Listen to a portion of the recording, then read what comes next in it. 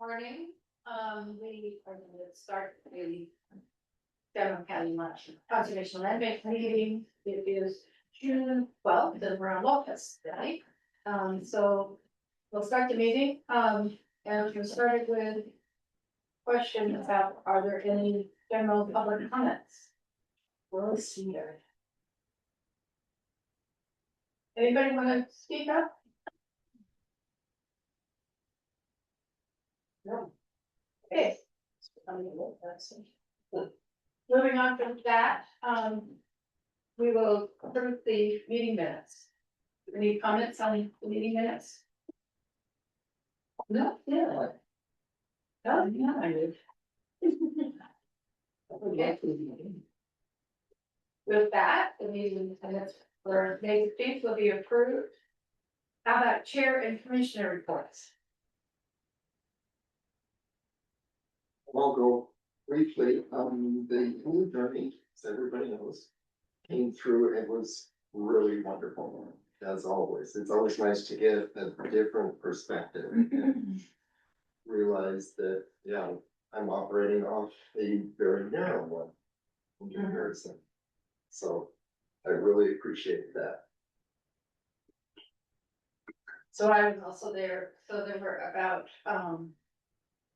50 members of the Blue Journey who were out there at Wobblehead, and I thought maybe some of them would be walking out. So we were ready to walk out with some of them along the trail. And this whole lining of cars come down. I've never seen the traffic jam like that in Locust before. And everybody wanted to drive out.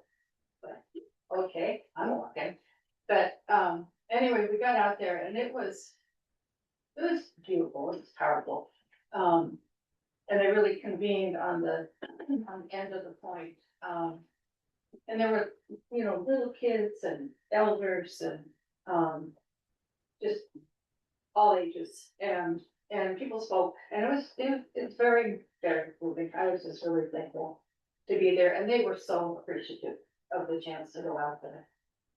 And then so it goes on, and as many of you know, if you've gone to those things, but then at the end they decided they'd go for a swim.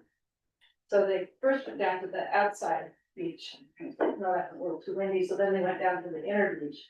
And I don't know, probably half, 3/4 of them jumped in the water. And that was just. Excuse me, can you hear me? I've Yeah. lost the audio from the room. Peter, do you have it? Okay, I'll log out and come back. Can you hear it now? I Mary? do have it. I hear the audio. I can hear you fine from online. You got it? Yeah, it's hard to see. Mary's gonna come back. Okay. Anyway, it was a really moving time, and I was very thankful. It is, as Tim was saying, it's just a different way of relating to the work that we have around us. But yeah, anybody else? Okay. Moving on from that, we don't have, No, Justin, Justin's on the phone. is he on? Yeah. Oh, yes, good. Justin, do you wanna report I will out? give you I will give the briefest of brief updates. I am currently traveling in a vehicle, although right now driving past Crescent Beach and the tide is incredibly low. It is super beautiful where I'm at right now. So I apologize for not being able to be there in person, and I have a conflicting meeting today as it's graduation day or graduation celebration day on Orcus today. So we've got our honoring of our seniors and got scholarships to give away and all kinds of good stuff going on. I think the only update that I have that is pertinent to the land bank group really is that the budget discussion for council is continuing in earnest through the entire month of June. Lincoln, I don't believe the land bank is scheduled to come and give us a budget presentation in this round because it's not a current expense funded organization. Is that correct from your understanding? Yes. Yeah, that is correct. Okay. there are some current expense items which will be related to land bank in that we are taking a hard look at fleet operations. So how we are handling that as an internal service fund. And I think, perhaps IT internal service funds will also be part of that discussion. So I think there will be minor items which apply to land bank that I think the commissioner should be aware of. And I know that previous to my sitting on the land or being the liaison to land bank commission, that fleet discussion was a hot topic. I believe we've come up with a much more equitable system for allocating those costs. And we'll be interested to hear your thoughts on it when the fleet director gives his presentation. Other than that, yeah, it's at the council level, it's all things budget all the time right now. Other than we made Aaron gave a presentation on Tuesday to the land bank regarding the Dolphin Bay property. And we only made him wait about 2 hours past his allocated agenda time. So I appreciate his time and patience in working with us on Tuesday. So I think that's it for me. Go ahead. Hey, Justin, excuse me, I had on my calendar that the USGS presented a report on clean water. Yes. Earlier this week. How did that sound? Considering that we have all been waiting with bated breath for that report for 4 years now, we still don't have the actual report in our hands and published. What we got was sort of their Cliff Notes version of it. It's an incredibly technical report, which I think what we gleaned from it is we only have some information and we need more, which is incredibly, there was not a huge aha moment out of that report that gave us a bunch of new information. My takeaway was we have a bunch of different islands and every island has its own individual geographies and every geography has its own water realities that it has to deal with. So, we were given a lot of information, but it didn't, there was no guidance as to, hey, here's the magic bullet that's going to help you solve this problem. It's just going to be information to add to the file as we try and create policy to handle this issue. Okay, good, thank you.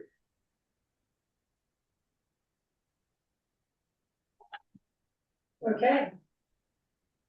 So I assume that we'll keep getting information from you, and if there is an opportunity or need for the Land Bank Commission to weigh in one way or another, I trust you'll let us know.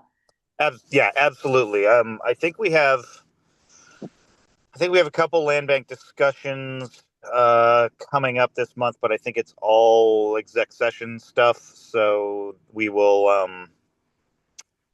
I'm sure that the exec session from today, which I'll probably have to disappear, and then I'm going to try and pop back in to sit in on this exec session. I'm sure as that conversation matures, yes, there will be opportunity for the Land Bank Commission to chime in. And in fact, I think we'll be looking for your guidance on those things. Okay. Yeah, Justin, we'll be, when we're doing the executive session for council, I think it's Monday or Tuesday, I can't remember now. It'll be very similar to the one today, so if you can't make it to this one. Okay, perfect. I appreciate that, Lincoln. Thank you. Okay.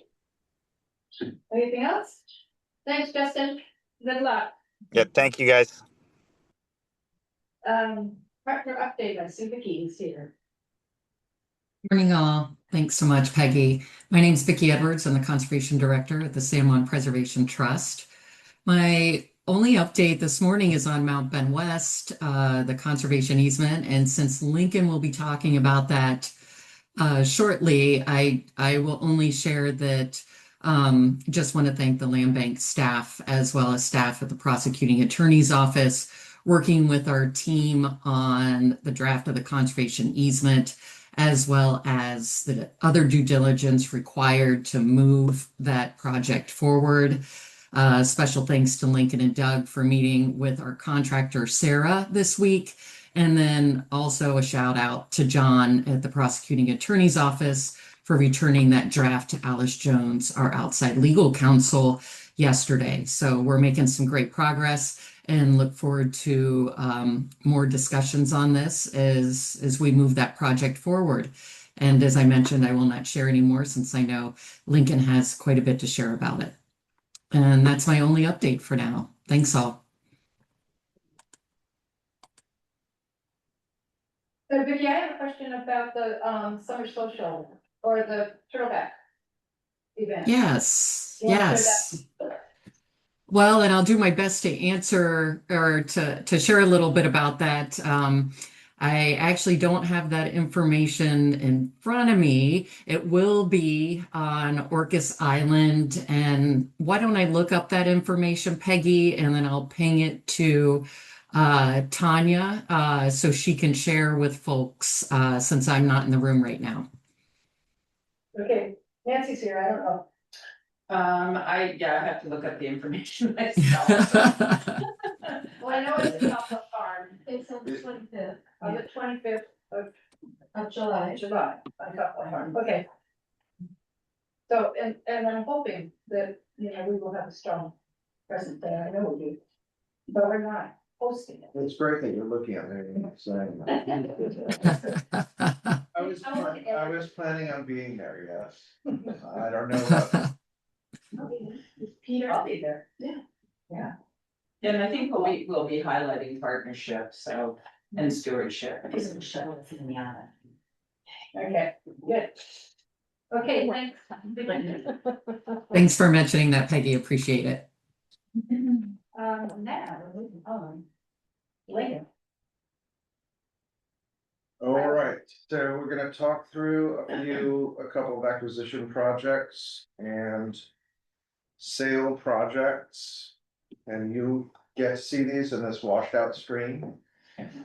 So I'll do my best to navigate. We can go on to the next slide.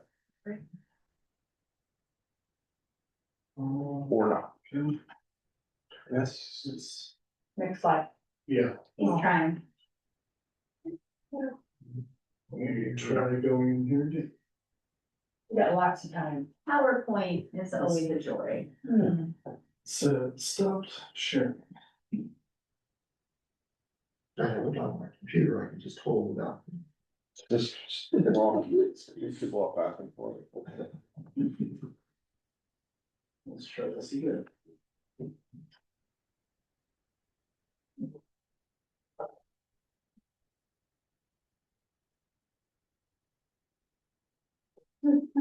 How about Tim? See. Yeah. Just a Okay. long delay. Yeah, I sent a slide deck out to everybody because I always anticipate that it's gonna be. Our thrill. Taking a while to load. Okay, so, So bad. all right, so here we are. Class. Here we are, priority areas for San Juan and Henry Island. You can see the yellow circle around the project that we're talking about. This is the Mount Bend West project. And there it is. There's actually, you can't even tell the difference between the colors, but this is how it looks on the landscape. In the middle there between that one property where there's a big bump out. That one, thank you. The big square. So this is the connector piece between our West Side Preserve and Mount Bend Preserve. And we're working on the conservation easement with the Preservation Trust. They purchased this property back in March. So we're still working through some of the details of the conservation easement. We do have an appraisal, which is due to conclude no later than mid-July. But our plan is to come back in July with an amended budget and include this, this project in that. So you, I think, see beforehand, we'll put a placeholder amount, for this project, and then we'll replace that, when we have the actual number. So we don't really know, and again, what's happening here is, that when the trust purchased, a conservation easement on the Buck parcel at Katy Mountain, they put up a certain amount of money, but it was not, market value, and so we're, figuring out the difference on this between what this, conservation easement is gonna be worth to us and what they paid, previously. So we're not really sure what that amount is gonna look like. In my head, I've been using a $400,000 or $500,000 number. I think that we'll see whether that's close. I don't think it's gonna be more than that, but in any case. The other pieces that we'll need to do, are the baseline assessment. A number of other due diligence things with the goal of getting that budget to council. They make their final decision on the second amended budget on August 25th. And so at that point, we'll be ready basically to go to closing on this project. And then you'll all get to hike up the trail sometime, maybe next year. I don't know. It's gonna, if you look at this slide, you can see the trust is gonna have a lot of work to do. The intention is to remove the structure and the upper, right-hand side, and tennis court, all of that is gonna be removed. There'll be no structures other than maybe utility structure. No residences will be retained. But a spectacular property in its own right, and the connectivity, is gonna be amazing. We do have one other detail to work through, which is the, area to the north of this, in the upper corner, where we need to be able to cross, and so the trust is working with that landowner, to purchase that property. There's a possibility, that could turn into a trail easement instead. There's just a lot of details to work through, but it's under contract. So that part of the acquisition is going to happen. It's more a question of timing. And then we'll be working with the trust, obviously, on figuring out the whole public access component to this, but we'll have plenty of time to do that. Questions on that one? It's a beautiful property. Could I say one thing? Yes. Yeah, this is sort of my soapbox, but, Peggy was on the Land Bank Commission a long time ago as well. This has been so many years in the making, and the connectivity here on the west side over time has just been fabulous. So this is like a capstone for me, and I'm thrilled that we're all doing this together. Yeah. Yeah, the Mount Bend purchase happened in 2004 or 5. Just as I was coming on board, and there were grand plans for public access, which did not come to pass until now. So, moving on. Next one I want to talk about is the Taylor acquisition, which is adjacent to our Cascade Creek Preserve.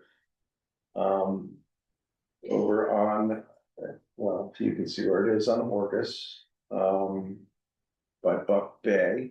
Now we can go on to the next slide. So in green, you can see our existing preserve, and the yellow dotted line is approximately what we're purchasing from neighbor. So it's a portion of 2 parcels. And it is basically the other side of the stream bank. That's what we're trying to accomplish. I think we can, well, actually, just a few of the details of this acquisition. The purchase price has been established, even though we still have not finalized the purchase and sale agreement. We've had a few wrinkles with that.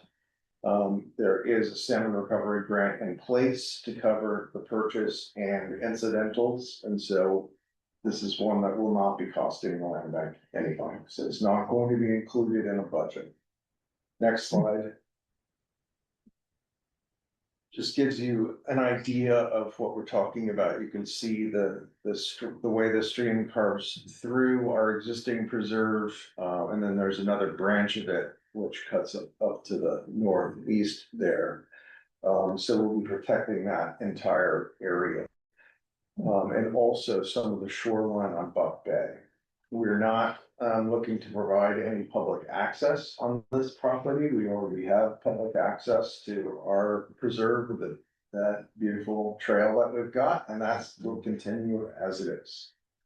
But we'll be doing some invasive removal and other management of this new property.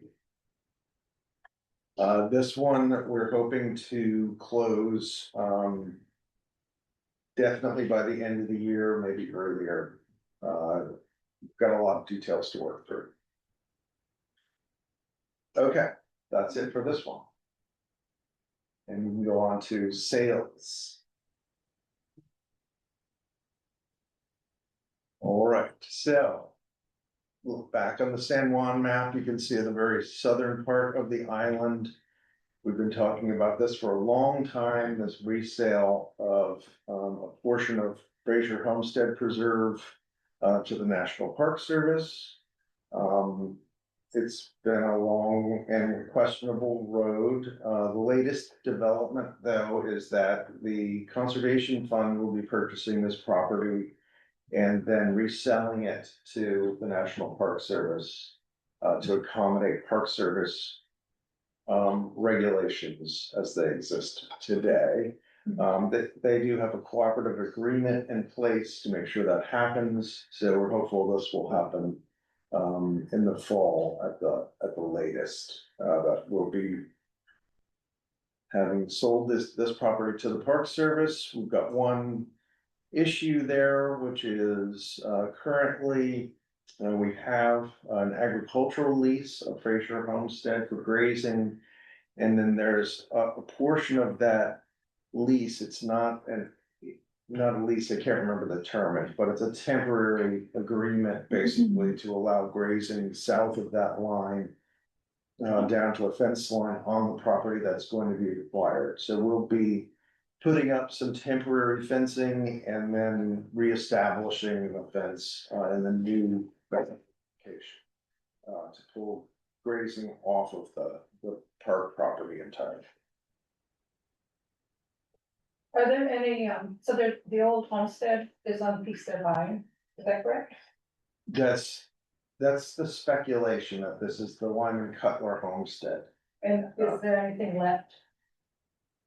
Or is it just the No, history? yeah, it's just the history. There is a rumor about the Fraser brothers that gold was buried somewhere on the property, but that is, as with every land bank reserve, there's always gold buried somewhere. We just have yet to find it. We are this. Or have we? Wow. We'll talk later then. Okay, so other questions about this one? All right, I'm curious. yes. Did we present this to the Park Service or did they request the application? It was a long time ago. When we purchased the property, we held on to the right to resell. And the thought was that could be to the Park Service, it could be resale of the property with a conservation easement to allow someone to farm it. But we didn't know. At a certain point, the park did approach us to say, we're interested and we think we can find money to make this happen. Doug? Yeah, they put it in their last major management plan update as a potential expansion, including the entirety of the Fraser Brothers original homestead. They were interested at one point in buying the old homestead building there to with another partner to do like an international center for peace because of the symbology of a nonviolent resolution of international thing. So this is just like one piece of the puzzle, and the old military road was another sort of pass through here. That's another rationale that they had for the acquisition. So that the homestead that he's talking about is actually across the road. There's a historic structure. Yeah. And the Park Service, I think, remains somewhat interested in that. We haven't talked with them about that in a while. Okay, Okay. next one. All right, back to Orcas. So this is property that we bought last year, which we're gonna talk about naming today, I think. Yes, we are. It's on the agenda. So Dolphin Bay Road, that's the outline of the property. What we're selling is to the neighbor to the south. We had a lot of discussions with them when we were acquiring the property. Their interest in it is just in preserving their privacy. And so this portion of the property, it's a quite small piece. The property itself, the preserve is about 24 acres.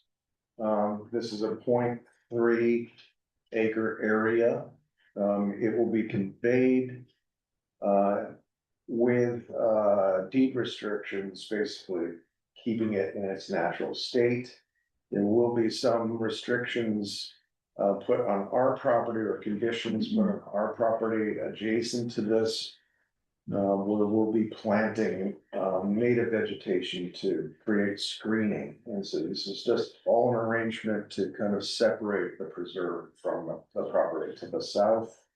They will be retaining a trail that they have, which gives them access to the preserve. So part of this is allowing them to have the gate or allowing them to have access and have a gate to the property. Meryl. It looks as if we're not selling them in their shoreline. It's hard to see the line. The next slide. Yeah, go on to the next one. Oh, thanks. So it does include the shoreline. It's rocky, all rocky shoreline. It's completely inaccessible from the preserve. Oh, thank you. So we are. Okay. So the accessible shoreline for the preserve is to the right there. That's the little pocket beach, where we'll be creating a new trail going down to it. There's currently kind of a, I don't know how to describe it, deck with stairs that takes you down. We'll be removing that deck and creating a natural trail so people can get to the beach. All to come. And there's the last bit, just to give you the context of how small the area is we're talking about here. When do we anticipate moving to open this property? Peter's on there, I think. Well, I'm done for now, so we can pull this presentation down and Peter can answer that question. Good morning, everybody. So we've drafted a management plan. Staff has reviewed it, and it's coming to the commission shortly for review. The main thing that will determine when we open it is when we can resolve permitting around the removal of that deck and dock structure, or deck and stair structure. We're going to, as Lincoln mentioned, we're going to replace it with a stairway. So there's some permitting involved, and that's pending. But I'm hoping we can open it, around the end of the year, if not earlier. The actual work is fairly limited. It's just waiting on the permit. Yeah, a lot has already happened on this property. When we purchased it, there was a big boat on a trailer, ancillary building. I think there are some other things out there. That's all gone. The only thing that's remaining is that decking, that part of the property. I also will mention Tanya just recently organized a series of public tours similar to what we did at North Shore. So every third Thursday evening, I think it is, we'll be taking folks down there. We had a tour on Earth Day week, and it was quite popular. So The June tour is always sold out. Wow. Well, what are we charging?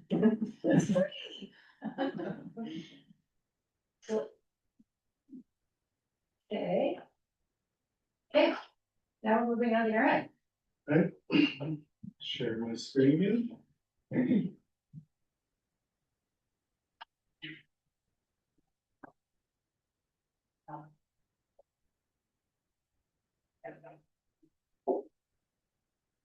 So, what is that? All right, so what we have here is this little exercise and a little worksheet that put together for the finance subcommittee meeting last month, and everything in here still kind of holds true from that meeting. As we start to discuss some opportunities that have, come up for us, as well as a few things that, a few revenues and expenditures that weren't in the budget, weren't sure when they would materialize, so we didn't want to do anything with at that time. Really wanted to kind of just pull it together to give you an outlook at what monies we do have available, if we do want to pursue some acquisition opportunities that come up this year. In the near future. So I'll kind of walk you through from top to bottom how this works. First, we have just our projected overall cash. Combined around 16.7 million, and that's from budget and projection before we add some of these revenues and expenditures that we'll be adding, not necessarily to the budget. That's, sometimes revenues in amended budgets, the auditor's office doesn't like to include, they like to know about them, but we don't always capture revenues like we do expenditures. So we're starting out with, yeah. Can I ask a question right from the beginning? Because we have that, the first sheet that you provide us, Right, and then the second. that's one. like a summary. I'm kind of just going through the detail. The second page is the same stuff, just breaking out. So we have different numbers. Doing, Well, in Stewart, you have stewardship in the first one, 9,093 cents. yeah, let's look at the one that I have up, which is the detail. That's the correct one that we're gonna be going off of. Or at least updated. Okay, Yeah, so projected to this point, 16.7 for the ending cash for the year, and that is with our 3.5 projected REIT revenue. Where we were looking here at getting a June, we're on pace for that. There's potential that we could exceed that if we continue on the pace that we're at. But for budgetary purposes and not knowing the state of the economy, we're pretty confident with that 3.5 number. 3.5 million for REIT. So projected ending cash at this point is 16.7. We do know, as Lincoln has discussed, the sale, Fraser Homestead for 1.28 and receiving the Dolphin Bay Road grant funds this year is looking promising. So with an addition of 2.38 million, the other impact on our current projections would be the purchase of the Mount Bed West conservation easement. As Lincoln mentioned before, also, we're putting a placeholder there of 400,000. Don't know where it's gonna end up, but that's what we're using as a placeholder value right there.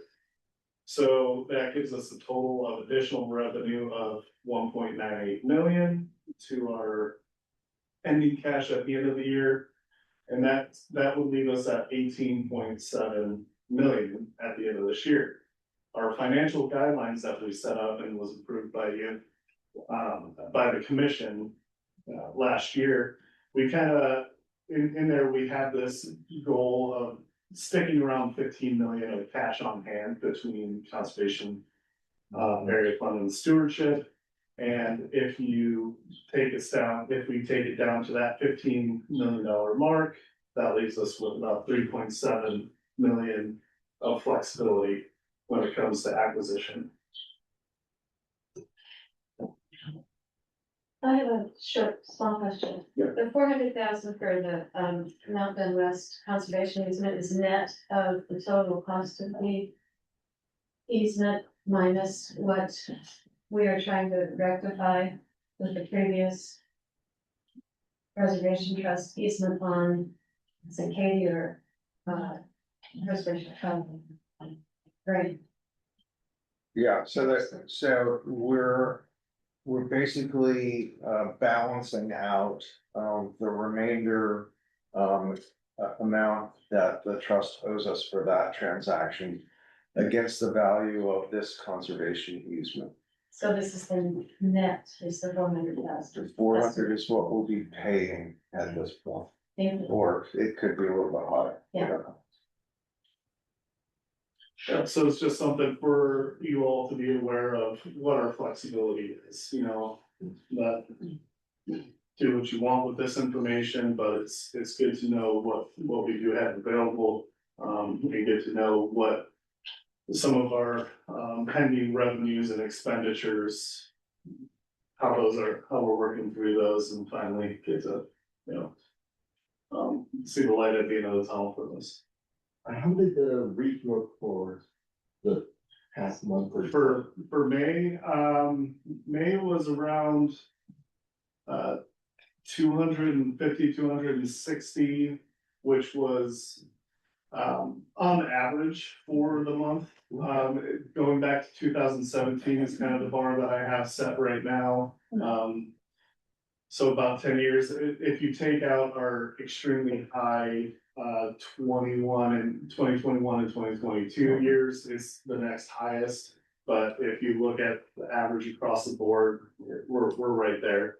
For the month of June so far, we're already at 118.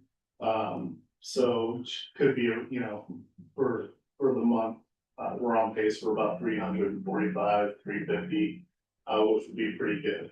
So, like I said, so far, everything looks good. I'm actually seeing a higher number of sales, than I have the last couple of years, where we were a little bit more reliant on one or two big sales in a month to hopefully get us there. I'm seeing more consistency throughout the month with the amount of sales that we're having. So whatever that means, who knows? Things can change on a dime, but right now, things are moving along pretty well for the year.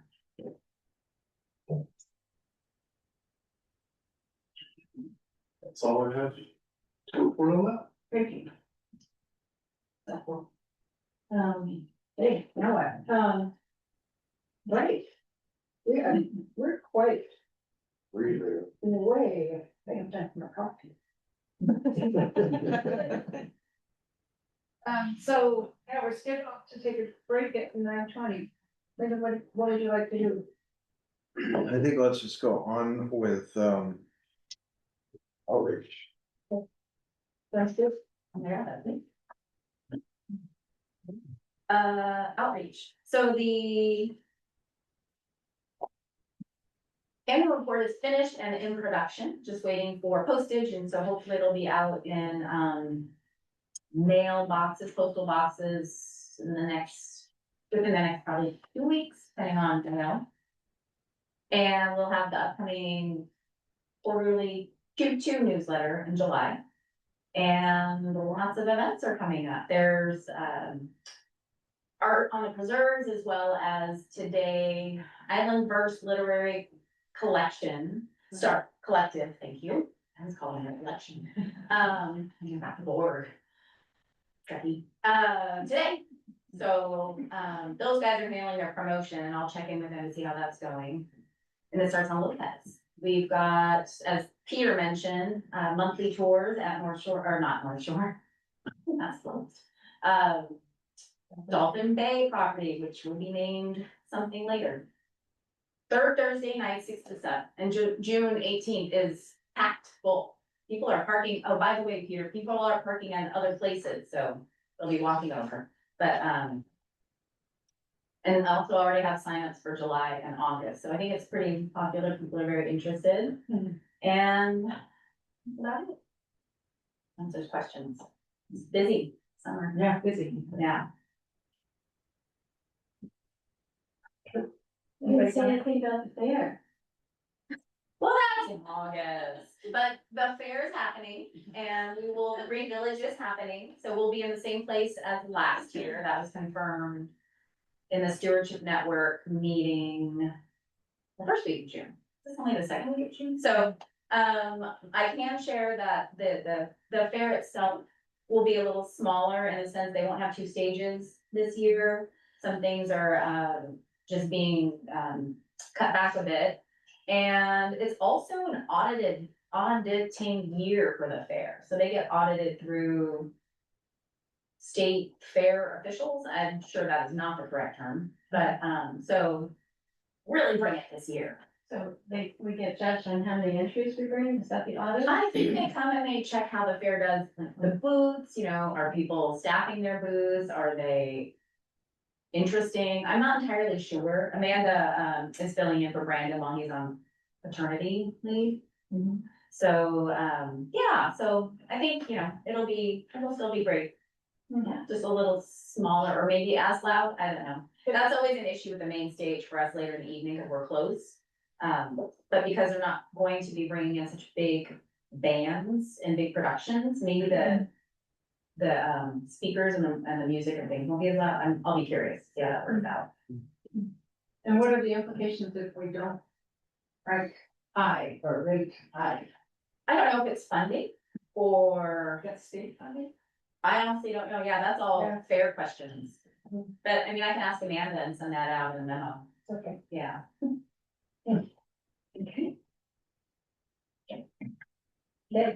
Yeah, lots of events, I was noticing that, I'm impressed, And just, good job, popping up.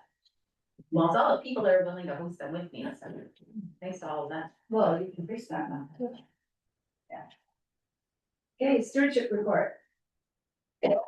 So- We have Rachel.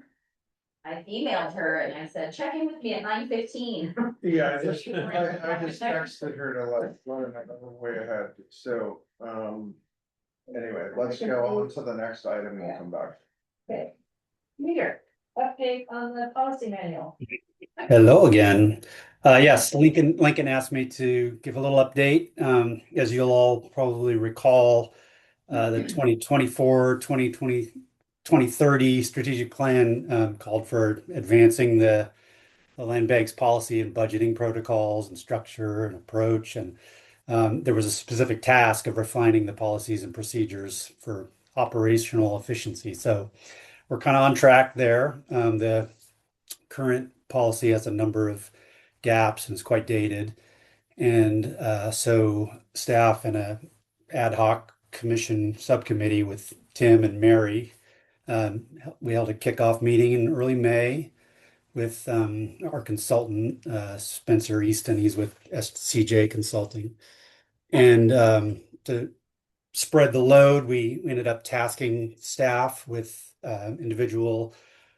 drafting individual sections or subject sections. And Spencer since has met with staff and kind of identified gaps and clarified the goals and then set some deadlines to get those drafts in. So once he has that stuff, he'll revise and reorganize the existing materials and incorporate those new pieces and then tie it all together in hopefully a clear, concise writing style. And so I think, it's pretty significant effort, fairly tight timeline, but I think we're on track and we're going to have a first draft in late August. And that'll come back to staff for review and revision. And then we'll get a second draft in late October. And then the commission will get a draft in early November. And then we'll have, hopefully, be able to adopt this in December sometime. So we'll share along the way. There are probably going to be some points that the commission is going to need to weigh in on along the way with regard to potentially new policies or procedures. So that seems like about it from me, unless you have questions. Any questions? Well, I appreciate that, you're spreading the load. Glad you're not doing all of it. Yeah, well, I'm curious. Very much a team effort and kind of strangely fun, in my opinion. Peter speaks for himself. Yeah,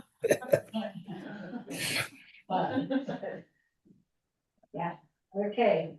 So I guess we're gonna move on to naming for the Dolphin Bay property, but, yeah. Oh, and we did have the naming policy included. So should I jump on? Should I continue? Okay. Yeah, so as I've mentioned before, I think, to commissioners, we've been calling it the Dolphin Bay property since the beginning, and I've asked various people, and including staff and people coming to the preserve or the future preserve on the tour and neighbors, and I have just not come up with anything better than Dolphin Bay Preserve. So I've filled out the name proposal form, and it's generally descriptive of the location. It's not used for any other properties. It's not going to be offensive to anyone. It meets the criteria in the policy, in the naming policy that we have. And so, yeah, I propose Dolphin Bay Preserve. So I think you all have to decide whether you can accept that and vote on it, or It's so non-controversial. Isn't that Yes. nice? Yes. It makes sense to me, it's a place name, and that holds a lot of weight. Yeah, it makes sense to me as well. Amy has her hand raised. Oh, Amy, it's hard to see it. Hey, good morning, everybody. I would just encourage us to pause on this and consider doing some tribal outreach and engagement before we make a decision. Naming of places is extremely sensitive and has deep meaning to tribes. And I think, we have the tribal framework, which I didn't mention. I met with Frankie and Councilwoman Jane Fuller about last week and had a really robust conversation about how to strengthen that. And I had given Frankie some kind of examples. And so I think she's going to be working on updating the framework. So Peter, I totally appreciate all the outreach you've done. And we very well may end up with Dolphin Bay Preserve. But I think to walk the talk, I think it's essential that we have direct and meaningful outreach and engagement with at least the 8 tribal nations that have treaty rights in the San Juans. So that is my ask for you to please consider. Thank you. Yes, I'll defer to you all on that. I'm happy to do more work on that. Would we put a timeline on that in terms of getting a response on that? Because I know how busy everybody is. We can queue that up as a direct question when we share the management plan, which was gonna be next week or so, in terms of a tribal notification. I don't know, I think that might be a efficient strategy, sharing the plans for it. We had already sent out a notification about the acquisition over a year ago and invited engagement. So it's one strategy. And we've always had the problem or the challenge that if we have different name ideas for different tribes, how to reconcile that? Because we do. Yeah, well, I guess we'll see what feedback we get, but Yeah. we'll do the due diligence, I think, of in asking first and sharing a plan before we open the preserve and stuff like that. Right. There has been talk about, places having multiple names, and I think that's, could be the case here. Okay, I think that's a good idea, so let's include that. Yeah, I think that's important as well, but I think the longer we call it the Dolphin Bay Preserve, the more likely we will all, as a community, become accustomed to that. So I hope that we can have this conversation in the near future. We're going to strongly go after an alternative. Yeah, I would agree. I'll say that, part of the intent of the policy manual, as I recall, was to, recognizing that it takes a while often to identify, to figure out what a preserve is going to be, let alone its name, that we would avoid calling it, the name of the former owner, for example. So find something kind of benign in the interim to use to call, to identify a property. I think we've done that, but I definitely have dropped the ball a little bit on advancing a name on this. So I'd like to do better next time.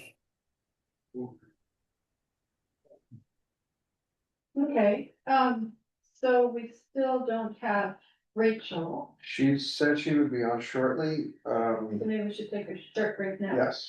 Okay, what, 5-10 minutes? 10 minutes. For 10 minutes. See you later. I want to see take your coffee. Yes, what? I think I'm just gonna move there for the way. And we will now, talk to Rachel, or Rachel will reach out to us to talk about the Beaverton Trail update.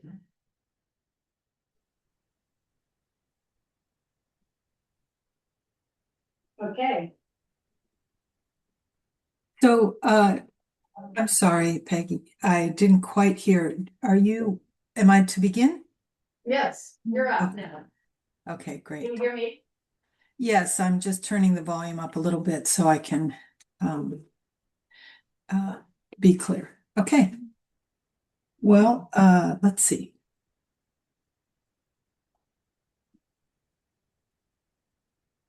On the agenda, we were to talk about the update on the trail. And in the meeting minutes or meeting notes, I provided you with some questions that have been asked and some of the answers to that. I do have a little bit of an update on one of the answers, and that is for the splitting the project into several construction contracts. And the short answer is no, we can't do that on this project. But we can simulate that by how we would design our base bid and alternates. As you can see into the last question about the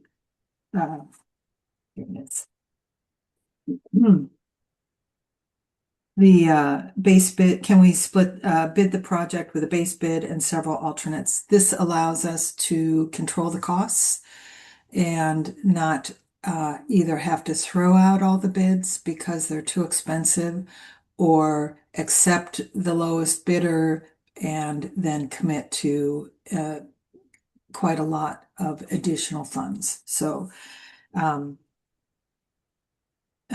anyhow, so that is, I can keep talking, but I'd rather answer your specific questions, presuming that you've taken a look at this.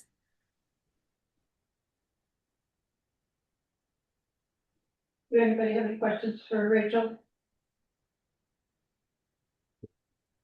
Okay. So Rachel, I think it might be helpful if just to do a short recap of the process and where we are. Okay. Thank you, Lincoln, for that guidance. So we have concluded our 60% review at the end of last month, and we've been in intensive work with the consultant developing this 90% set of plans. This will come out at the end of this month, and we will do our best to turn it around very quickly. And then they will be on to making the 100% submittable set of plans. And the first step after we get that is to submit to WashDOT for review and approval of our plan set. So let's step back to the 90% review. That will come with a cost estimate that I am expecting will be better and more refined than any cost estimate we've had. So this will be our first handle really on what these construction costs might be. And it will also include the specification package. So when you go to bid and construct a construction project, you have a plan set and you have a specification set. So the plan set is the maps, and it's what the contractor uses in the field for the most part. They don't always go back and forth to the specification package, so you want the plan set to be very clear. The specification package is can be quite a large document.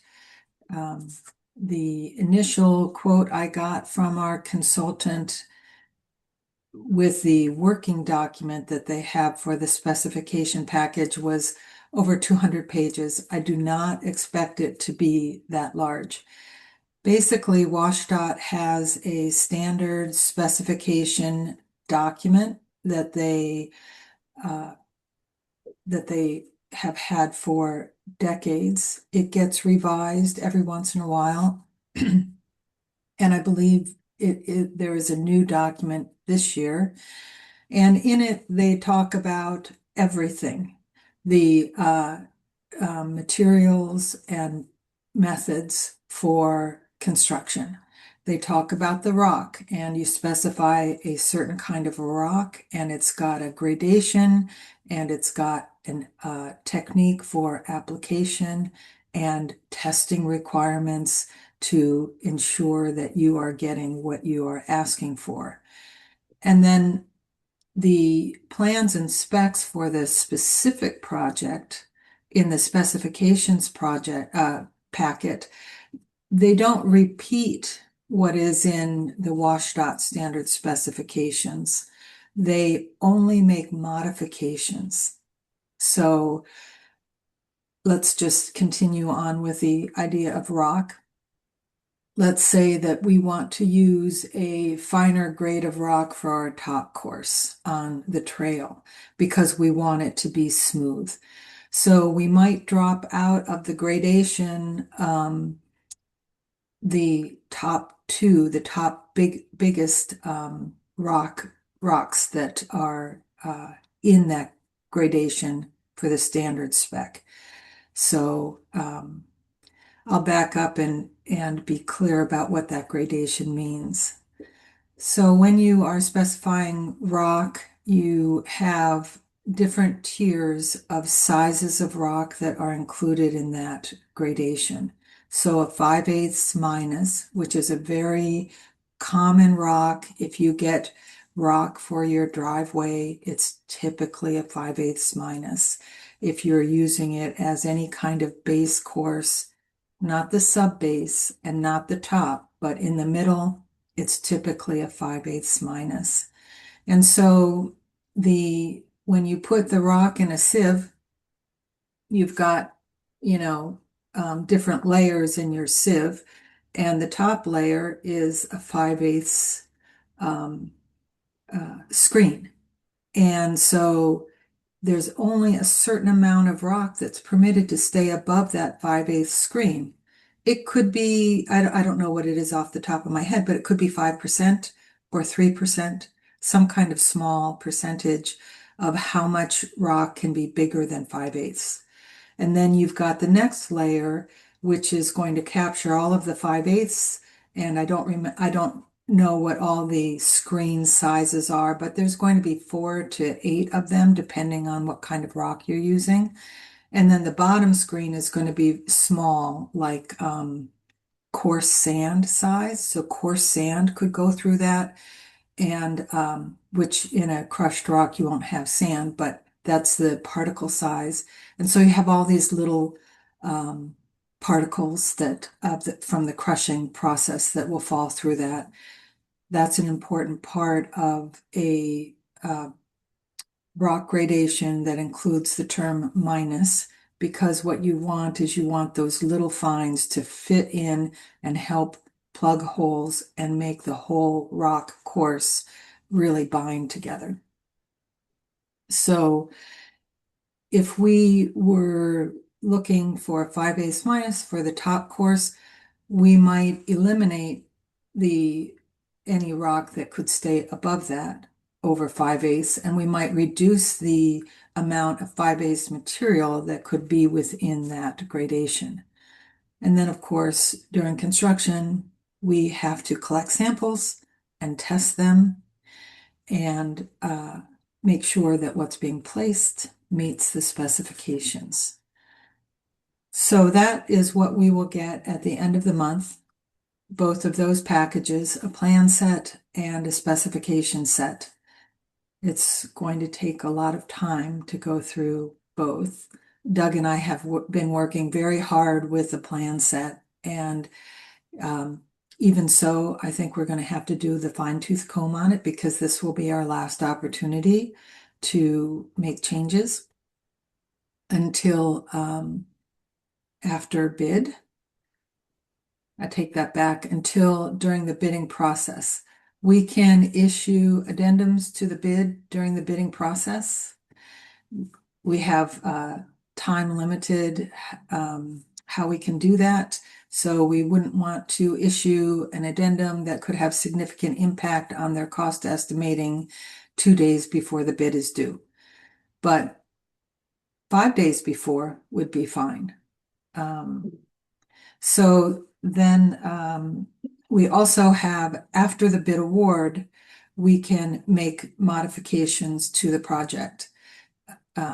It's not as cost effective to do it at that time, and usually when we do that, it's because of site conditions or unforeseen cost increases due to the time between bidding and going to giving a notice to proceed.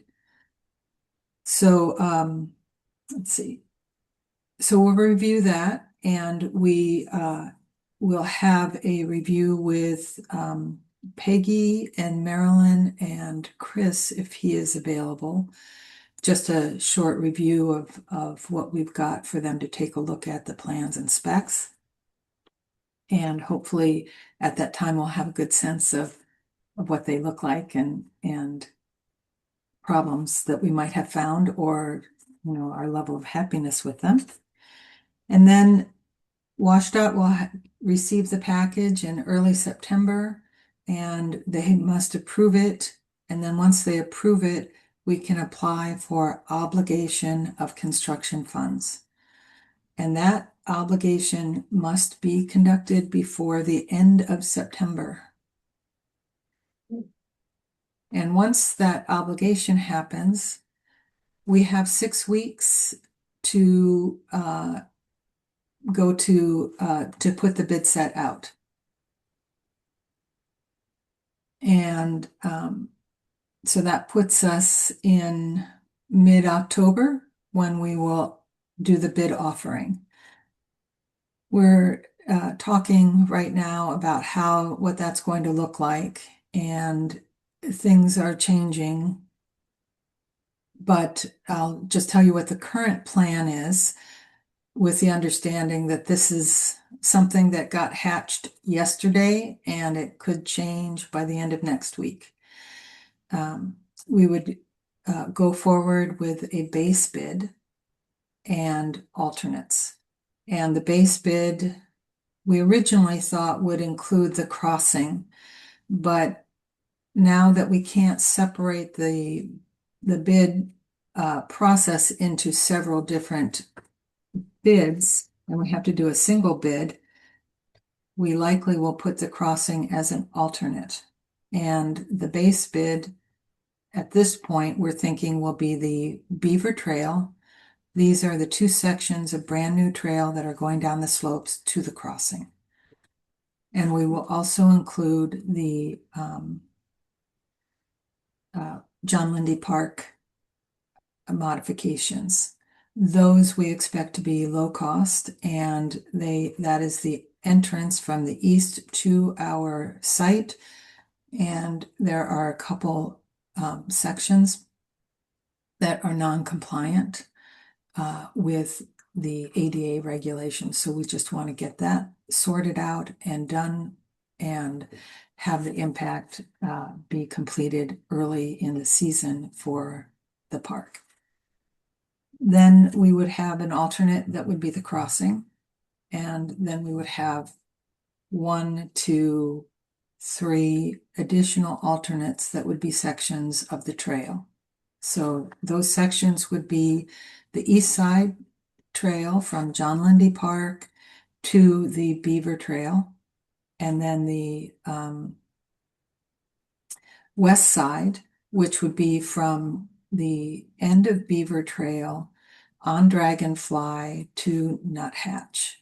And we may, and that's a very long segment of trail. And if we lumped that west side as all as one, it might be too expensive. So we might want to break that up into some smaller sections.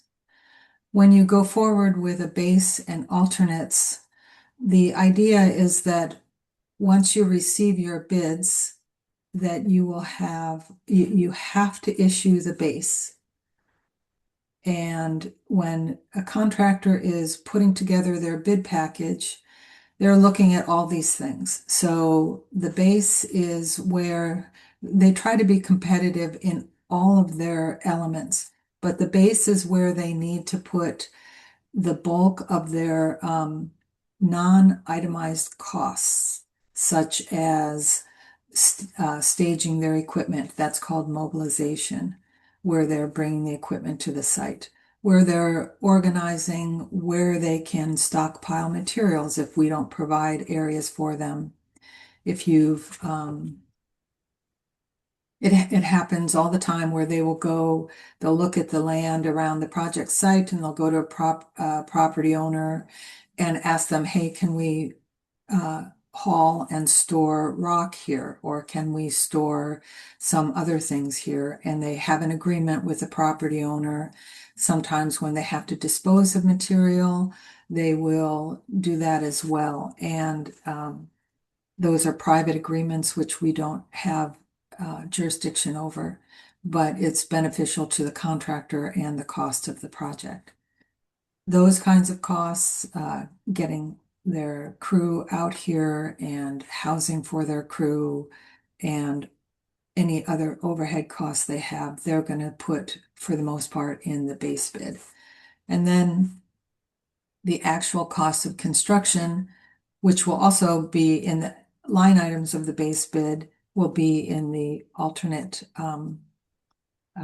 bids. And so they still have to be competitive, but what we want is we want the ability to select the alternates that will get us to use the most amount of our available money. So if we have, what did I say? If we have $5 million to do the construction, I'm just using round numbers here, and we select a base and a couple alternates, and it only comes to $4 million, then we've left $1 million of available funds for us on the table. So we want to make sure that our alternates will get us as close to that as we can, and not knowing what, we'll have an engineer's estimate when we go to bid, which will be not public. That will be just in-house data for us to do our preparations, and that will help us decide how to do those alternate bids. I am kind of going into deep detail here. I hope that that is okay for the timing and your interest. And then when we get the bids, we run through an analysis First, we have to evaluate the bids for errors, and if there's egregious errors, we can throw the bid out. If it's minor errors, we can have conversation with the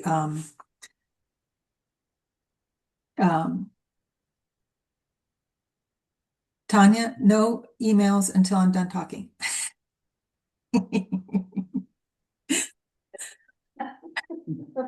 I'm distracted. Okay, so so so we do the base, and then we do an analysis of which alternates we're gonna pick, and we're looking through, let's say there's 10 bidders. I don't think we'll have 10, but let's say there's 10 bidders, and so we have 10 base, and we have, let's say, 5 alternates each, and we're looking at each one and picking a scenario that gets us where we want to be, and then we say, okay, we're going to award to the lowest bidder the base bid plus the alternates 3, 4, and 5, let's say, and then that's the bid that gets awarded. And I missed a step there. So we evaluate the bids, make sure that they're correct, and we also vet the contractors to make sure that they don't have any history that would I can't think of the word, that will disqualify them from bidding. And okay, so then we award the bid, and then we go through the process of issuing a notice to proceed and off to the races. So there we go. Any questions?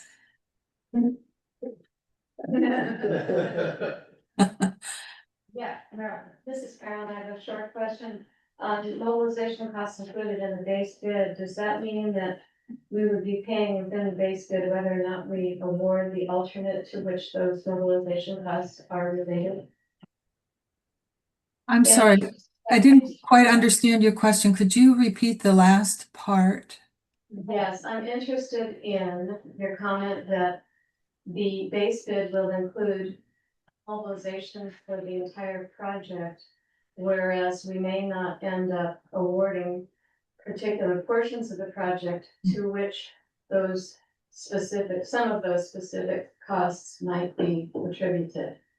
i.e., the crossing may have a different set of mobilization requirements, but those will be included within the base bid. Is that true?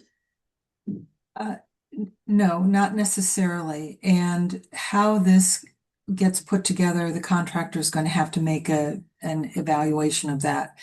The mobilization is a specification line item that will happen in the base, and it will involve getting the materials there. But let's say that the crossing has a whole level of mobilization that's going to be different from the trail work, which it does.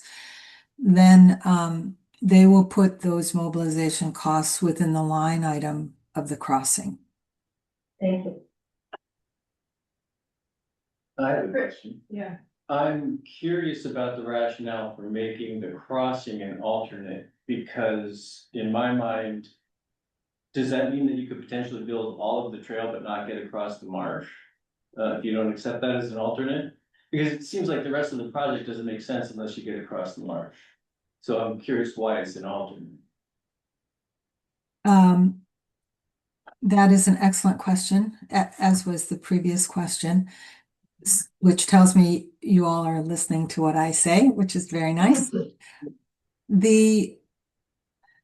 And I'm hesitating because we're on public record for what I'm about to say, but I guess I think that's okay.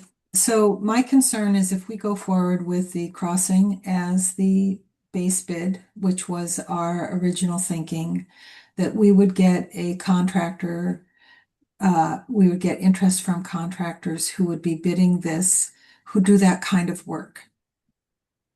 and they may not have a skill set that we would like to see for the trail work.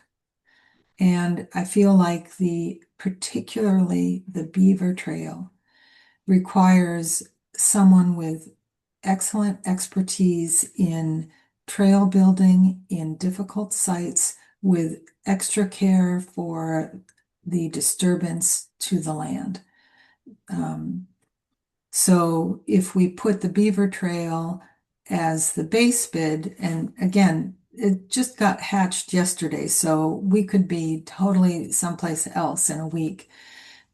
Then we might be encouraging smaller trail building outfits who have a lot of experience with the kinds of trails that we have. They're in natural areas and preserves, and they're light footprint.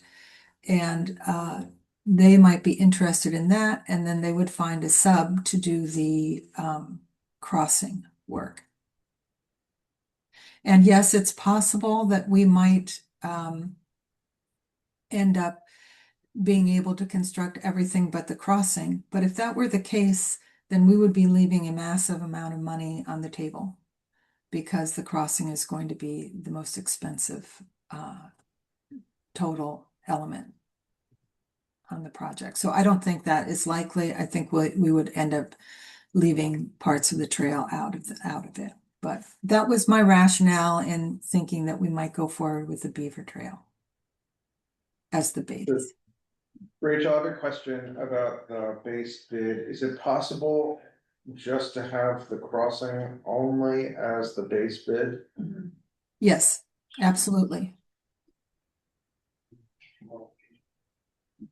So a question I have, kind of following up on both Chris and Lincoln's comments. What kind of input are you receiving beyond just, like those numbers and what these bids have cost and the expertise required in terms of what we might define as priorities? Because in my mind, while I look at the crossing and it boggles my mind to imagine how that would happen. I can't imagine what equipment you'd have to bring in there to make that happen. And yet I would agree that connects in a way that is just, to me, seems really, really useful and important. And in my mind, and some of this is, I realize this is all moving really fast for all of you. But the feeder trails, in my mind, are pretty good already. And I've always wondered, would I support having us come in and kind of do a lot of changing on those feeder trails? So anyway, I'm just curious about input beyond, so public input, commissioners' input, beyond kind of the analysis of numbers. And just a side comment too, it'd be really helpful to have a map, and also, because I don't know where the Dragonfly Trail is and all of that, but and also just kind of laying out this process and timelines. So that's more of a graph.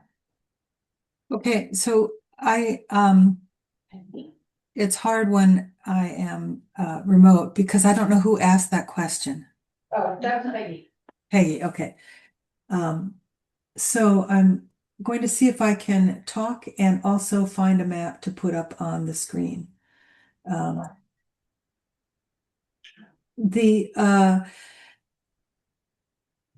Okay, I can't talk and put, let's see. So I'm Take your time, Rachel. Yeah, we've got so much time.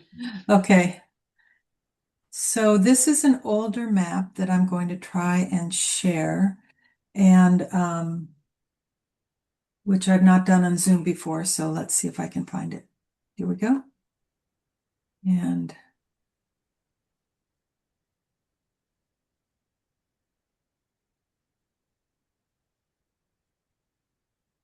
okay. Is that shared properly? Yes. Okay. So over here, if you can see my cursor, this is the John Lindy Park, and there's very little that we're doing there. This red is the existing red tail trail. It's in excellent condition. It is near-ish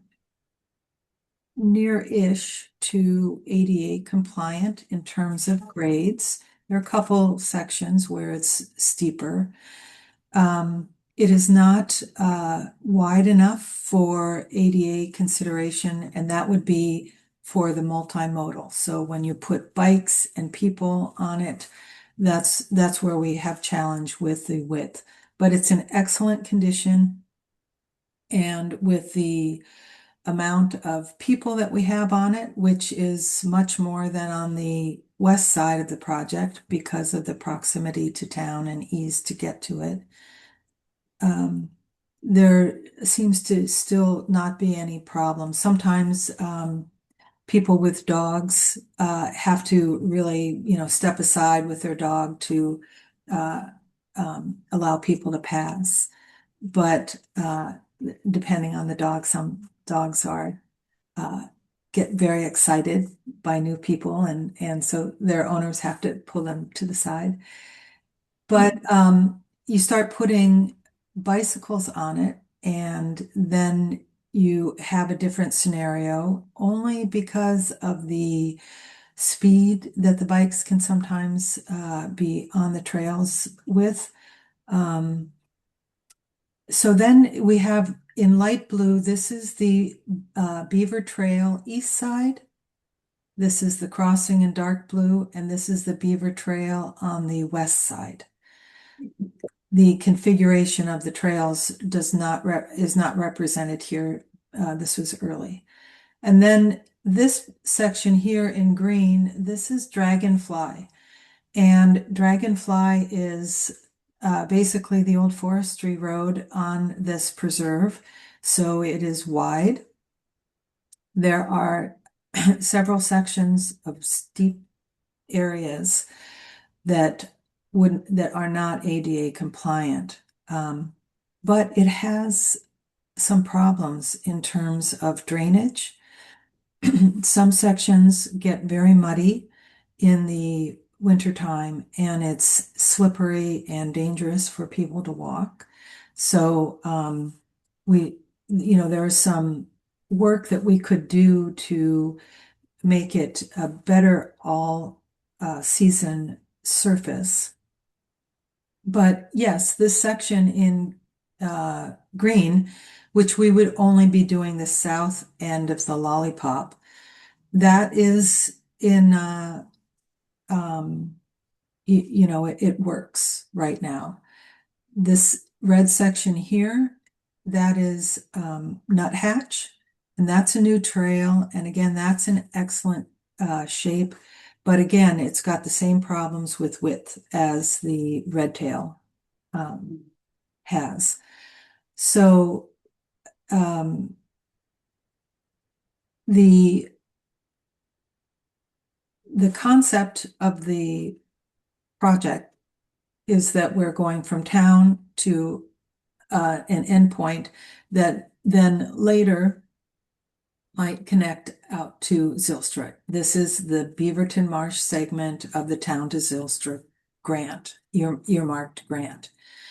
There are, to my knowledge, no obligations after we use this grant for the further work, but the idea is that there is this long-term goal to make a connection out to the from the town out into the larger valley and or land of the island, because there is nothing really that exists for bikes and pedestrians to get out of town safely.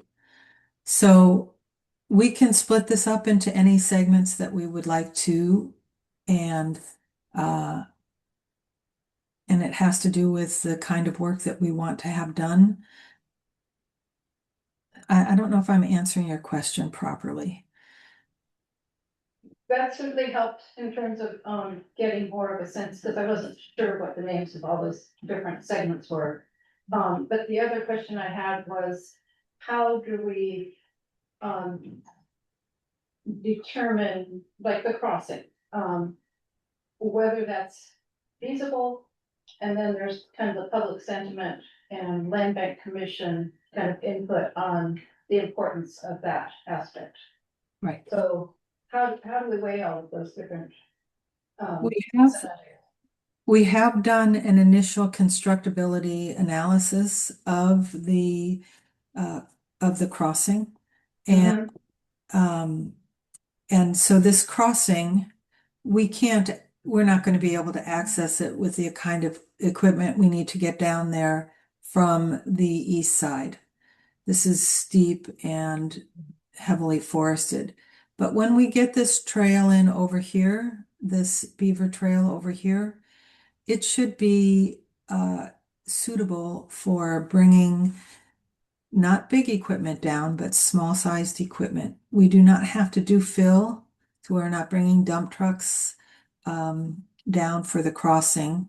We will have to bring some kind of we will have to bring material down for the construction of the beaver trail here, but the slopes and the curves and alignment of the west side of the beaver trail will accommodate equipment movement much better than the east side. So we have looked at that, and we will be doing a final constructability review after the 90% plans are completed. So that will begin in July, and that will inform how we proceed with our our 100% plans as well as the bidding process. Mary has a data. Oh, Mary. Okay, thank you. This is so much information to digest. I'm trying to remember what my question was. I was going to ask you, Rachel, if I have a comment, but my question, and you've already answered part of it with Peggy's question, was to tell us exactly what the specs for ADA compliance on trails are, the width. I'm trying to picture. I walked down last month and saw this beautiful view looking across the marsh, and it's hard for me to imagine a big bridge across. So I'd like to know the specs for ADA trails, how wide. And I'm also just going to make a comment when you commented on maybe the idea hatched yesterday of having a smaller trail building group come in to do the work. This is all fresh in my mind because Opalco's just come down our mile of quiet gravel road and redone the undergrounding of our power lines, and I'm so aware of how much impact it makes to bring in equipment, to have a company that's focused around doing that kind of work. I mean, there's all kinds of dirt off the sides of, I mean, they did a nice job, but equipment makes a big impact. So I like the thought, if this goes ahead, of having a group that's really aware of the impact that makes. But my question is, if you could just give us specs for ADA compliant trails, the width and surfaces. Thank you.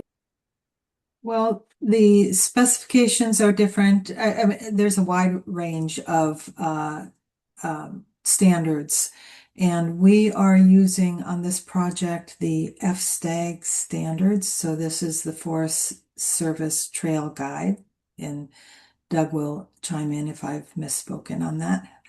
And they have a standard that is better suited to this kind of a project versus, say, the WashDOT trail standards, multimodal trail standards, which are the kind of standards that would be applied in Seattle with the kinds of traffic that you would get on a Seattle trail. I'll just make a sidebar here. It's really been hard to have people, permitting agencies, for example, understand the low use that we will be having on this trail. So I have walked these trails numerous times since I started working for the land bank last September, and rarely do I pass somebody, particularly on the west side. So yes, we get connection to town, the traffic's going to increase, We have, we can expect to have the sports teams go for their practice runs down this trail. We can expect to have families with their all on bikes go down this trail to have a picnic someplace. And so we will have an increased load. If you've ever, so I don't know, I'm not that familiar with the trails on the other islands. I've been to many of them, but let's see, Iceberg Point, I think, is very popular on Lopez, and I've been up Turtleback a number of times, which also is very popular. And the level of usage in those areas is about what we're getting on the west side of the of this project. The connection to Lindy Park means that the red tail trail over here, this has quite a bit of use. And so when I walk on that trail, sometimes I don't pass anybody, but many times I'll pass a group of two, maybe 2 times over the course of the half an hour it takes me to go one direction. And so the level of use is very low. So that was, sorry about that sidebar. Here we are back to the standards. We are using an 8-foot wide trail with 1-foot shoulders. And the 1-foot shoulders are, initially they will be gravel, but ultimately they will grow back in with vegetation. The purpose of those shoulders is to support the material where the trail bed is. And so there will be slopes on the shoulders so that they, so it's not going to be a 10-foot trail, but it will have a 10-foot impact, and then the vegetation will come back in. So 8-foot trail, and the crossing itself will be an 8-foot clearance from railing to railing. We have to have a 54-inch railing on this crossing because of bicycles. If it were just pedestrians, it might have been 36 or 48 or something. But and we have water underneath the crossing for the bulk of the year, so we must be protective of people who are on that crossing. So with the addition of the support structure for the crossing, including the railings, we're looking at just under 10 feet wide for the whole structure. And the railings themselves will have something that will be like, but is absolutely not, a chain link fence. It'll be some kind of a mesh that goes across that has limited openings, but it's very see-through. And it's going to be weathered steel, so it will sort of rust out a little bit. And when you're driving on Roche Harbor Road in this area here, you can look back and look down across and see the crossing. When you're over here, you can't see it. And then when you get over to here, you might see it a little bit. And by the time you get over in this area, you won't be able to see it. So there will be sections where you can see the crossing, and it will be this sort of brownish looking structure.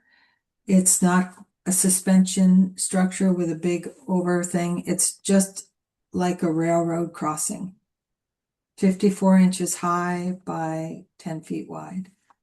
And the piers that are supporting it are going to be very close to the edges of the wetland. You will see them, but they will be small and minor.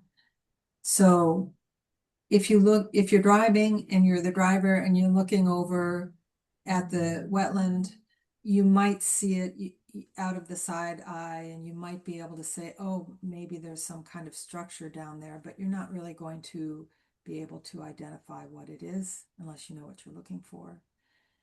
And I happen. Rachel, Yeah. we're having trouble hearing you.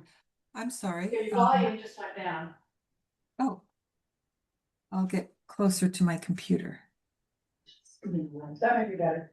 And Amy has her hand up. But that's So- Amy's. Oh, Amy. Amy.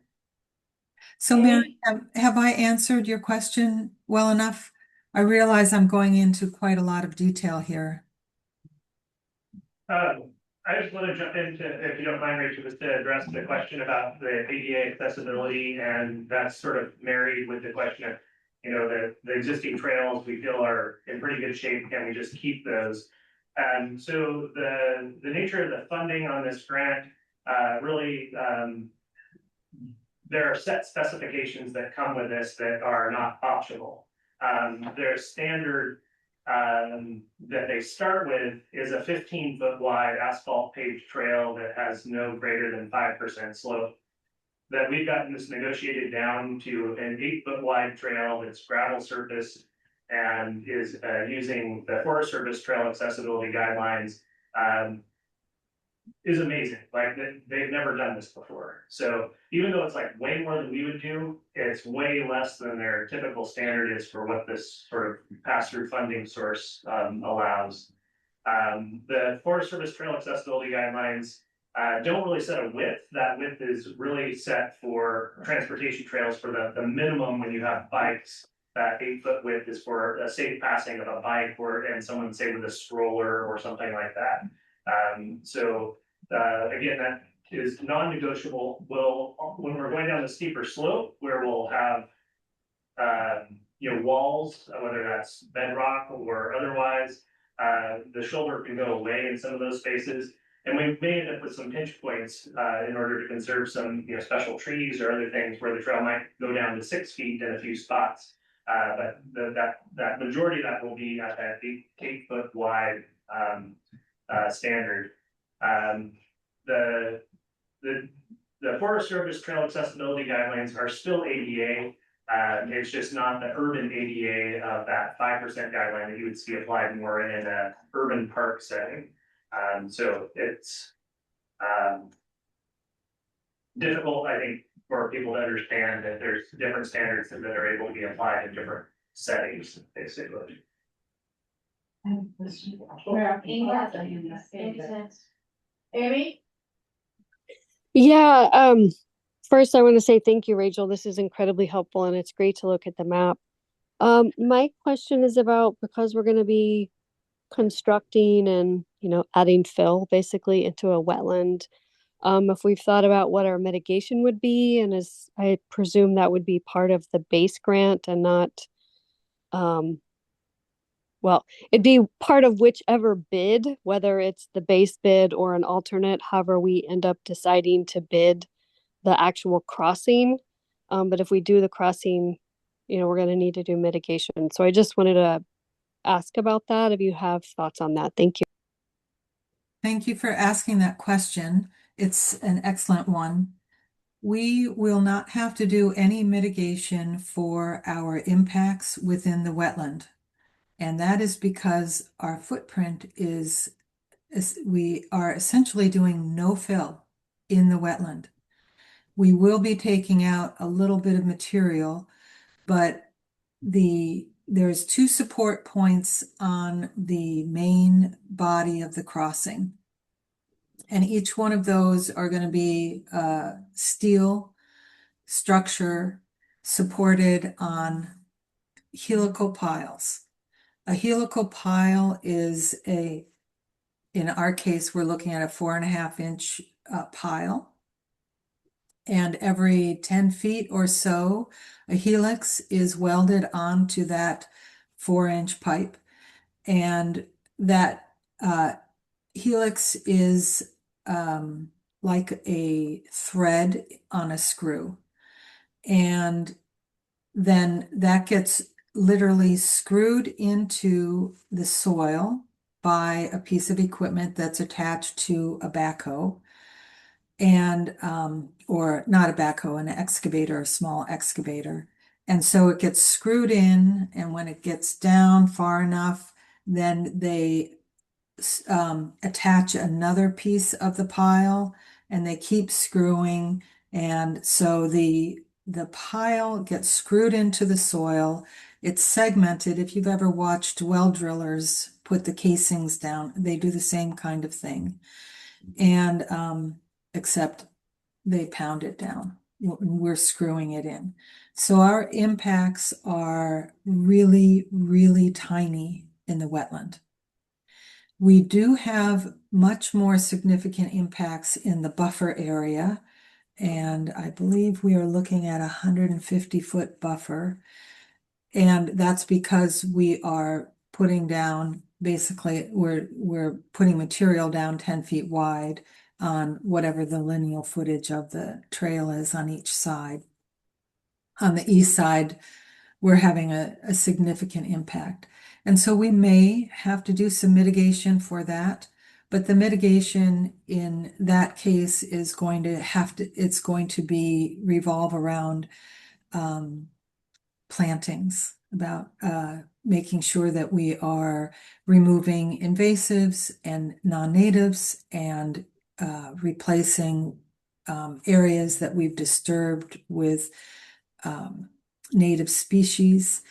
And we are in the process of working with ecology and the county on what that mitigation looks like.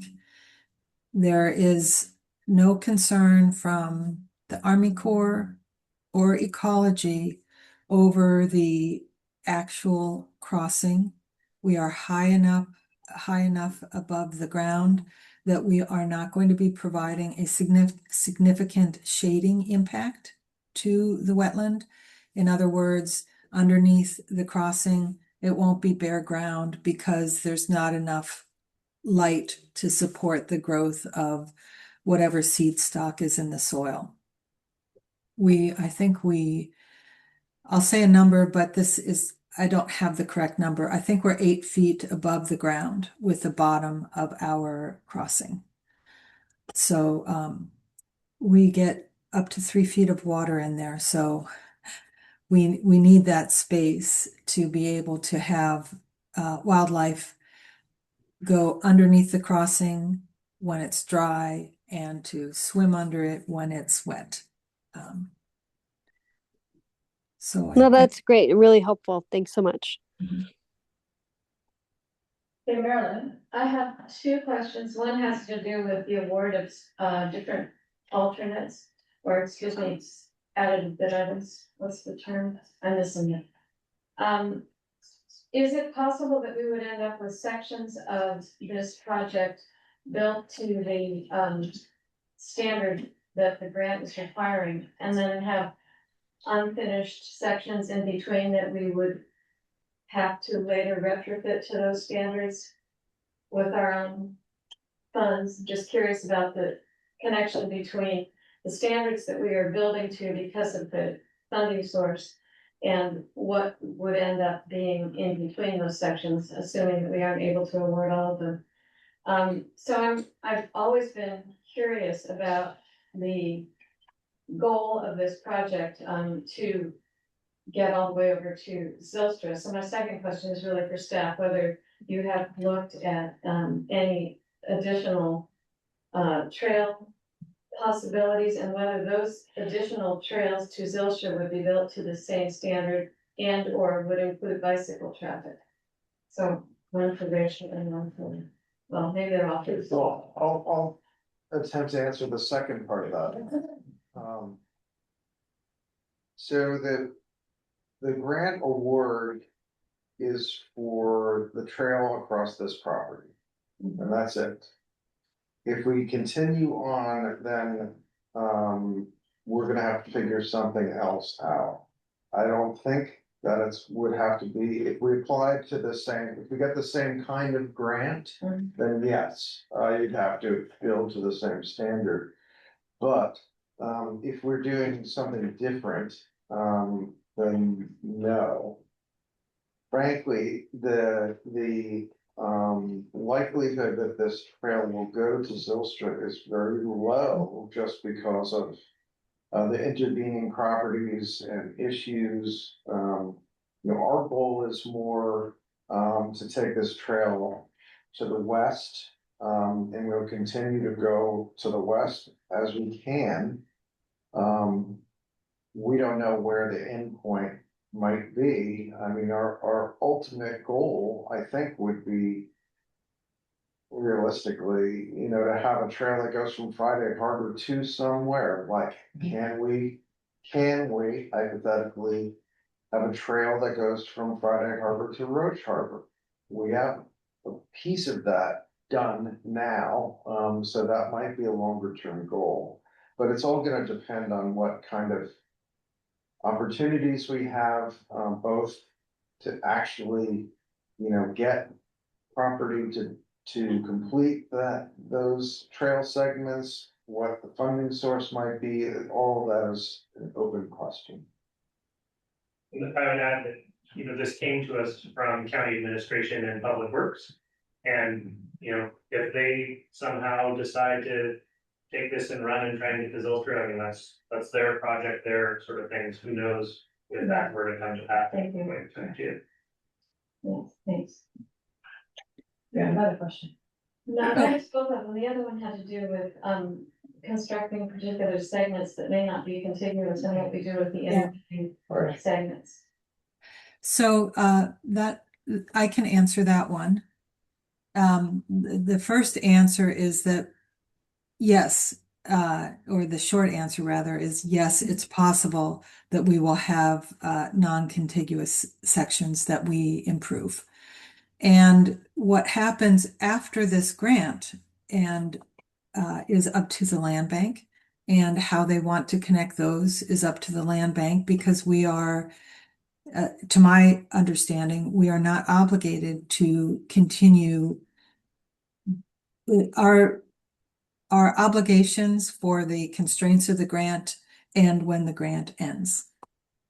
It is possible that we will do that. We might do sections that are going to be kind of hard to do with our staff and local volunteers, and that might, like I mentioned earlier, might be addressing the drainage issues that we have on Dragonfly, and would allow that to be a more usable section of trail year round.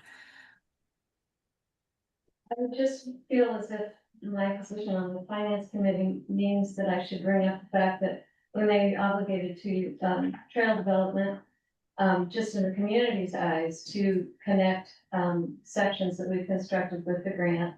So that's an unknown amount of money. And maybe that will factor into the selection of the alternates when those decisions are made. And keep in mind that the sections, the non-contiguous potential sections, they would just be what exists there right now. So, and that would be careful consideration for people who might want to use the trail with, say, strollers and other wheeled things that might be harder to go over some of the existing sections of trail. That's why I mentioned we might deal with the areas that create muddy ground. But most of the trail is pretty accessible now in the dry season, except for the slopes. Can I ask one more question first? Are we required, I believe we're required as part of the project to upgrade the width within Lindy Park and perhaps some of the grades to access the beginning of the trail? Not the width, just the grades. There's one section where the grade is too steep, and we are planning on making an adjustment there. The trail that is to the north of the ball field, the big concrete wall outfield, that is 6 feet, so it doesn't meet ADA standards, but we can sign that for pedestrians only and allow the bicycles to use other sections, which can get them to the trailhead at the land bank property. So we only have one spot that is really not ADA compliant.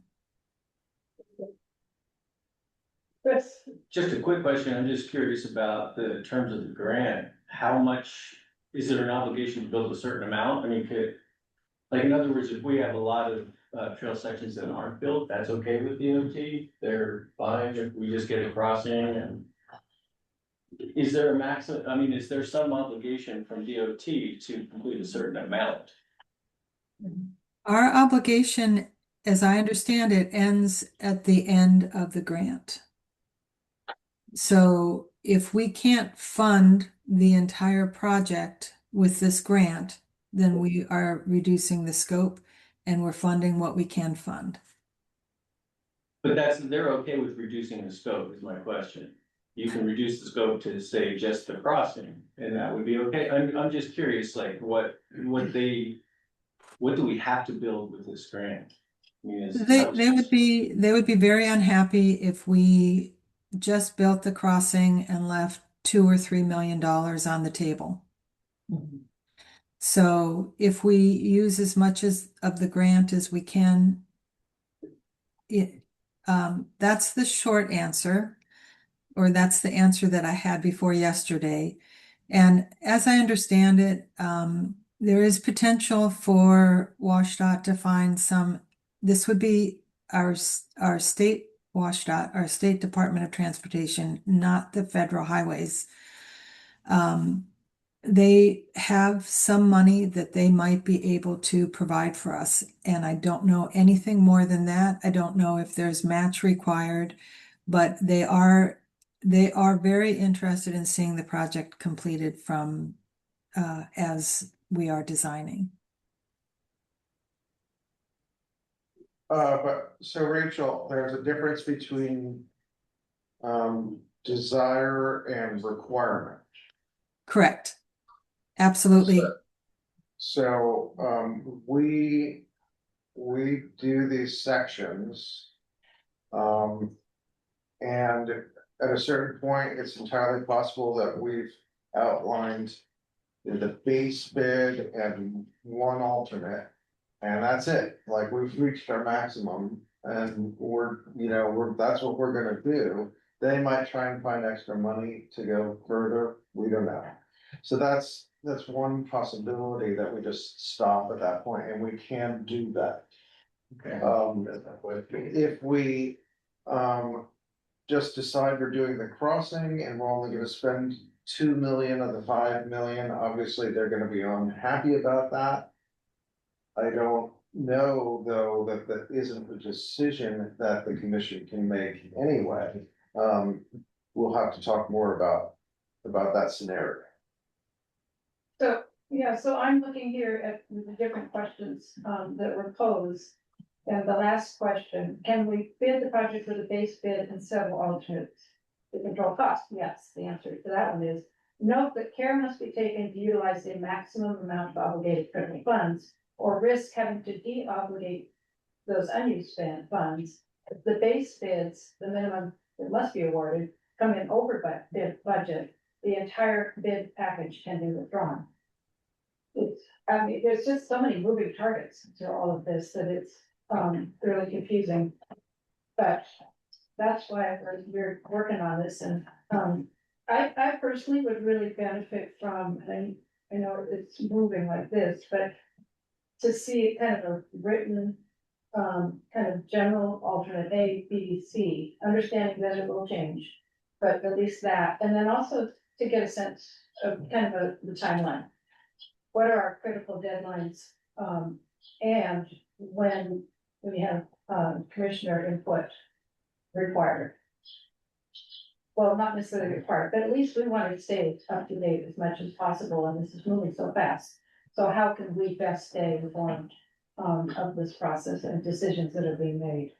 So I think that would be really helpful, if that's possible. I'd like to add a piece of information, and I understand your requests, and that certainly can be done. I can provide ideas of what the base and alternate might look like, but until we get the 90% at the end of the month, I won't be able to apply any kind of numbers to that to evaluate, what might be possible, because we just don't have good enough cost estimates at this point. But this process that the word salad that I've given you today, this is not unusual in any kind of construction project that has grant funding. So most of the road projects in the county, for instance, have grant funding. Some of that comes from the County Road Administration Board, specific funds there. Some come from bigger WSDOT pots of money. Some come from the RCO. Anytime that you are doing a construction project, this is the process, and this is what you find yourself going through. And we are on an extremely compressed timeline trying to put this together. That's the unusual part. Yeah, I'm aware of that. So anything you could do to kind of help us see that timeframe, that would be helpful. Yeah. I just want to make one last comment, and that is that, Rachel, I think you're doing a wonderful job. I understand the complexities around this project. There are a lot of them. My concern is that leaving money on the table is the opposite. It's that we're probably not going to be able to do everything with the allotted amount of money. But there's a specific amount of money that's been granted. There's a specific amount of money that's been approved by the commission to contribute towards this project, the 700,000 or whatever it is. I guess my request would be that if at the end of the day you get all of this information and there's going to be an additional obligation from the commission or from the land bank to contribute additional money, or to Marilyn's point, that there'll be unfinished segments that would require an obligation on our part down the road, that would come to the commission. That makes sense to me. That I don't know how people feel about that, but I think if we're going to obligate more money or have unfinished sections that we're going to need to complete later, I believe that should come to the commission. I agree. Yeah, I agree, and I think it would be difficult for the board to turn down some of that request, which is why I'm trying to look down the road, trying to look down the road at this project. The further into it we are, the further into it we are. So I'm not saying that that's a good or bad idea. I'm just saying that there's a momentum to this project at this point that may, certainly the board needs to weigh in, but, I don't know about our decision making ability. Lincoln? Yeah, well, I mean, it's certainly, if we're gonna go over, we're going to have to come back to the commission with that. What I was gonna say, to add another layer of complexity. Thank you. Is that it's quite possible that we come up with an outline of what we're going to do, the base and an alternate, and it is not obligating the full amount of money, because there's also the potential for cost overruns, which seems relatively likely, and we could, get stuck with some of that if we go to the maximum amount. That's all we're getting from them, unless they find this additional money, hopefully with no more match requirement. But that lesser amount, which DOT may not be happy with, and yet it may be prudent for the commission to take that stand, recognizing the potential of false overruns. Thank you, that's an important voice. I would like to make an additional comment. It is when we go to bid, and if the bids come in a way that let's see. My comment has to do with the timing of when the commission has input on the process. And when we get the bids, we have a matter of weeks to, like 2 or 3 weeks to analyze the bids and make an award. So if you want to have input at that point, I don't know how the commission is structured, but it's going to have to be something within that time frame. We can't wait until the regular session for that, unless we time things just so to make that happen, which I suppose we could. I didn't think of that part. But after we get the 90% plans and have analyzed them, and so this would be in July, then we can look at the whole thing, look at the base and alternates that we're putting together. We have the option of making adjustments to that up until September, late August. So we have opportunity to get your feedback and input on that. In the meantime, you should think about what is important in terms of how you want this to look. If there's going to be non-contiguous sections of trail left. If you don't want to see that happening at all, then we're going to have to make adjustments to how we proceed to the after the 90% plans come in. So we've got until we're going to have to make adjustments to how we go to bid. We can always have a special commission meeting if necessary. We're not obligated just to have the monthly meetings. And I think it's important that the full board be at that meeting rather than assigning it to a committee. Oh, I agree. Just for the non-contiguous part, I just also want to say the funding source sort of dictates what we have to do. And if we are not getting funding, let's say that we're able to build out from Lindy Park down the crossing, and then we're not able to get any further than the green loop that you're looking out there, the Dragonfly. Any future construction in there, we don't have a funding source that's coming from this thing. We're not obligated to do things to that standard. We may want or desire to do that, but there won't be any obligation for us to do that. No, I was more concerned that the community might be expecting the same level of development on the same parcel. I agree. And the upside is that if we're working kind of from right to left, essentially, as you get up there, those being those forested roads that are already have the width, already have the grade through most of it. We have, one steep area that is a problematic spot that we can't engineer our way out of, that we need to do a pedestrian bypass to get around. But otherwise, for the rest of that, it's very doable. And, basically we could piecemeal that over time to deal with the worst spots and just kind of only do as much as sort of necessary to get it up to being a little bit more accessible than it currently is. And we wouldn't need a pedestrian bypass if we were building to that standard, isn't it? Correct. Yeah, there's some wet spots. So I think this conversation's been really, really helpful, and we need to keep moving. So Rachel, thank you, and I'm hoping that we can get, you're doing a ton of work, and I can tell Doug you are as well, and Lincoln, of course. So I'm hoping we can get some of those timelines and just kind of the sequential process would be really helpful.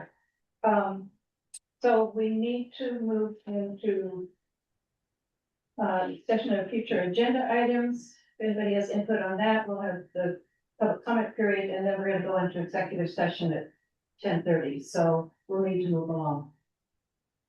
Thank you. Thank you. Thank you, Rachel. You're welcome. So future agenda items.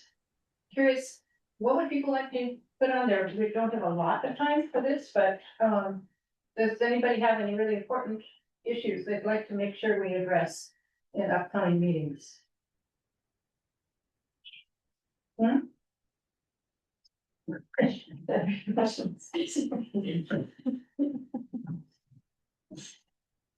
I appreciate the levy. Refreshments is what she was saying. Amy's got it. Oh, okay, Amy. Yeah, hi. Just quickly, I know we created a tribal subcommittee and we're working on a policy. And I think our current plan, last time I checked with Lincoln on Monday, was the tribal subcommittee is going to talk about the policy and then maybe we bring it to the full commission on in July. Maybe that gets pushed to August, but that's probably going to take a little time to talk through. So just wanted to put that out there. Thanks. Good, I think that's really important. I think there was discussion about foraging, I don't know, maybe that's folded into the policy manual. Peter? Nice. But that's okay. Sorry, could you repeat the question? I would advocate that we set that aside and come back to it. Yeah. I have a question about the hunting discussion. We had promised ourselves that we would continue. Say, And I don't know when we will do that, but I want to make sure that we can find an agenda. right. And Aaron, and they're working on some of that. Anything else? I mean, I think we're gonna have to come back to this topic on. So, public comments, any other public comments from the public? So, I want to thank you for coming to Lopez. It's always a pleasure to have you guys here. So it's, great to be able to participate in person instead of being, one of those faces up there. I also wanted to circle back on the social because we did get information from Vicky about that. It is on July 25th at Caulfield Farm from 1 to 3:30.